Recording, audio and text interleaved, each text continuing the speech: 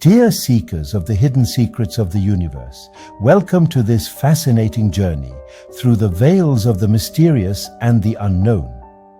Today, we will delve into the depths of esoteric knowledge, where magic and mystery intertwine in a sublime manner. In this portal between worlds, we will unravel the enigmas that the human mind has only dared to imagine, exploring occultism in its purest form. Here, reality blends with illusion, where will becomes the key that unlocks the unveiled secrets of the cosmos. And remember, my friends, do what thou wilt shall be the whole of the law. Throughout this journey, we will unveil the mysteries of alchemy, reveal the secrets of the stars, and dive deep into ceremonial magic. I invite all of you to abandon conventions and allow your minds to open to the unknown. Prepare yourselves to challenge the boundaries of what is considered possible and to question the nature of reality. However, remember that the pursuit of occult knowledge requires courage, discipline, and a deep respect for the balance between light and shadow. On this path, only the most fearless will thrive, and only those who seek truth above all else will find illumination. So I ask you to subscribe to our channel, activate notifications so you never miss the unveiled secrets that lie ahead. And now, my friends, without further ado, let's proceed to the video and continue our quest for truth that transcends human understanding.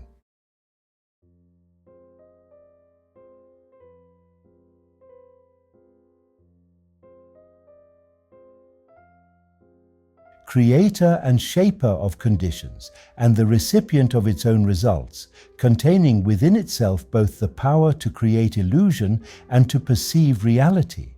The mind is the infallible weaver of destiny, thought of as the thread good and bad actions are the warp and the woof, or the foundation and the web woven. In the loom of life is character, the mind clothes itself with garments of its own creation. Man is a mental being, possesses all the powers of the mind, and is endowed with limitless choices. He learns through experience, and he can accelerate, or his experience he is not arbitrarily bound at any point, but he has committed himself at many points. And having bound himself, he can, when he chooses to free himself, he can become bestial, or pure ignorant, or noble foolish, or wise, just as he chooses that he can, through repeated practice, form habits, and can, through renewed effort, break them. He can surround himself with illusions until truth is completely lost, and he can destroy each of those illusions until truth is fully recovered. His possibilities are endless. His freedom is complete. It is of the nature of the mind to create its own conditions and to choose the states in which it will dwell, also has the power to alter any condition, to abandon any state. This is continually doing as it gathers knowledge of state after state through repeated choice and exhaustive experience. The internal processes of thought constitute the sum of character and life. Man can modify and alter these processes, bringing will and effort to bear upon them the bonds of habit, impotence, and sin, which are created by himself and can only be destroyed by himself. They exist nowhere else but in someone's mind, and although they are directly related to external things, they have no real existence in those things. The exterior is shaped and animated by the interior, and never the interior by the exterior. Temptation does not arise in the external object, but in the mind's desire for that object. Nor do sadness and suffering belong by nature to the external things and events of life, but in an undisciplined attitude of the mind towards those things and events.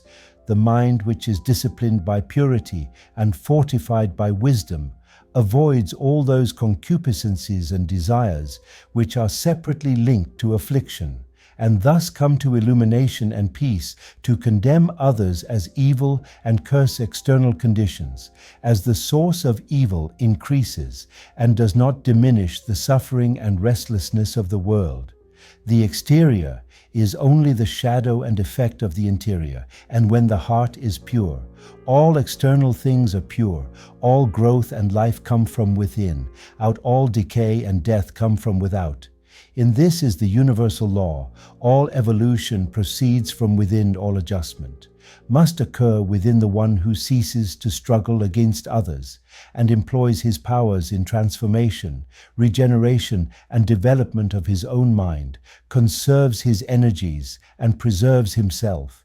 And as he succeeds in harmonizing his own mind, he leads others by consideration and charity in an equally blessed state.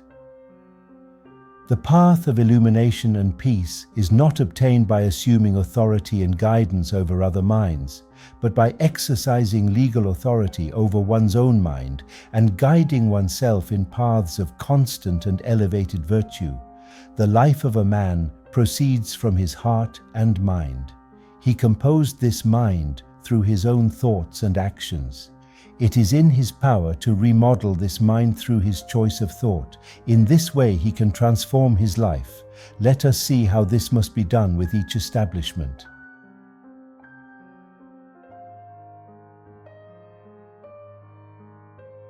Mental condition is an acquired habit and has become such by continuous repetition of thoughts, discouragement and joy, anger and calm, covetousness and generosity. In truth, all states of the mind are habits built by choice until they become automatic. A constantly repeated thought finally becomes a fixed habit, the habit of the mind, and from such habits precedes someone's life. It is of the nature of the mind to acquire knowledge by the repetition of its experiences. A thought that is very difficult at first to maintain and insist finally becomes, by being constantly maintained in the mind, a natural and habitual practice.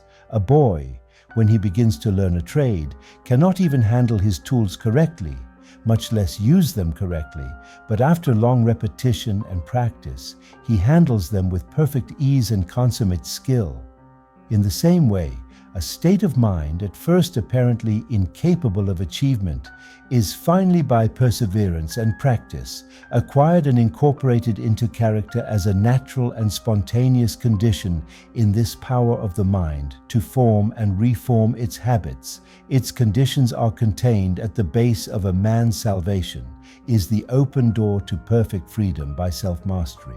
For just as a man has the power to form harmful habits, he also has the same power to create habits that are essentially good. And here we come to a point that needs some clarification, and that requires deep and serious reflection about. To the part of my listener, it is often said that it is easier to do wrong than right in sin than to be holy. Such a condition has come to be considered almost universally as a self-evident truth. No less than a teacher like the Buddha said bad actions and actions harmful to ourselves are easy to do. What is beneficial and good, that is very difficult to do. And as far as humanity in general, this is true. But it is only true as a passing experience, a passing factor in human evolution. It is not a fixed condition of things. It is not the nature of an eternal truth. It is easier for men to do what is wrong than what is right, because of the prevalence of ignorance, because the true nature of things and the essence and meaning of life are not understood. When a child is learning to write, it is extremely easy to hold the pen wrong and form the letters incorrectly, but it is painfully difficult to hold the pen and write correctly. This is due to the child's ignorance of the art of writing, which can only be dissipated by persistent effort and practice, until finally it becomes natural and easy to hold the pen. Correctly and difficult, as well as entirely unnecessary, to do the wrong thing is the same in vital matters of the mind and life. Thinking and doing correctly requires much practice and renewed effort, but finally the time comes when it becomes habitual and easy to think and do what is right and difficult, for then it is seen as entirely unnecessary to do what is wrong. Just as a craftsman becomes, by practice, accomplished in his craft, so you can become, by practice, accomplished in good. It is entirely a matter of forming new habits of thought. And he for whom right thoughts have become easy and natural, and wrong thoughts and acts difficult to practice, has attained the highest virtue. Pure spiritual knowledge is easy, and it is natural for men to sin because they are formed by the incessant repetition of harmful and unenlightened thought habits. It is very difficult for the thief to abstain from stealing when the opportunity arises, because he has lived so long in covetous and greedy thoughts. But such difficulty does not exist for the honest man who has lived so long with straight and honest thoughts. He has become as enlightened as to the wrong madness and the uselessness of theft that even the remotest idea of stealing does not enter his mind. The sin of theft is too extreme, and I presented it to illustrate more clearly the strength and formation of habit. But all sins and virtues are formed in the same way, that anger and impatience are natural and easy for thousands of people because they are constantly repeating thoughts and acts angry and impatient.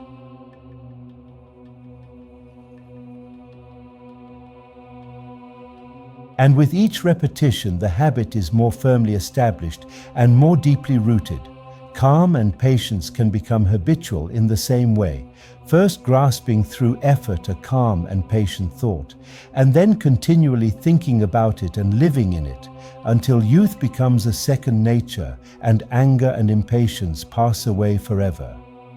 It is in this way that every wrong thought can be expelled from the mind, that every false act can be destroyed, that every sin can be overcome. Let man realize that his life as a whole proceeds from his mind. Let him realize that the mind is a combination of habits that he can, through patient effort, modify to any extent, and upon which he can, thus, obtain total ascendancy, dominion and control.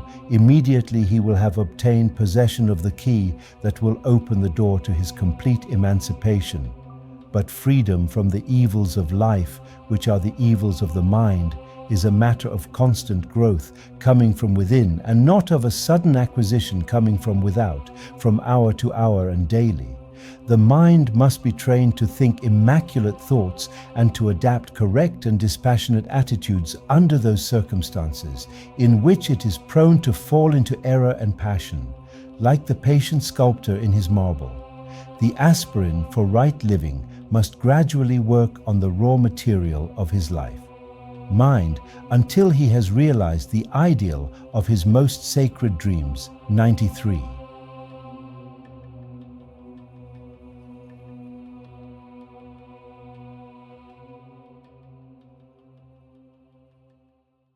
My dear seekers of hidden knowledge, we have come to the end of this journey through the veils of the mysterious and the unknown.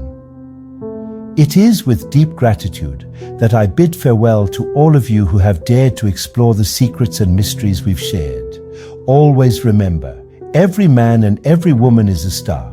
Each of us is a unique and brilliant light, guiding our own path through the cosmos. May this truth be your compass in the quest for self-discovery and spiritual enlightenment. I thank all those who have joined us on this quest, who have dared to explore the unknown and question the boundaries of reality. Knowledge is an endless journey, and together we will continue to unravel the secrets of the universe. Until the next video, my friends, when once again we will come together to explore the wonders of the occult. Keep questioning, learning, and growing, for each step forward leads us to a deeper understanding of the truth. Until the next video.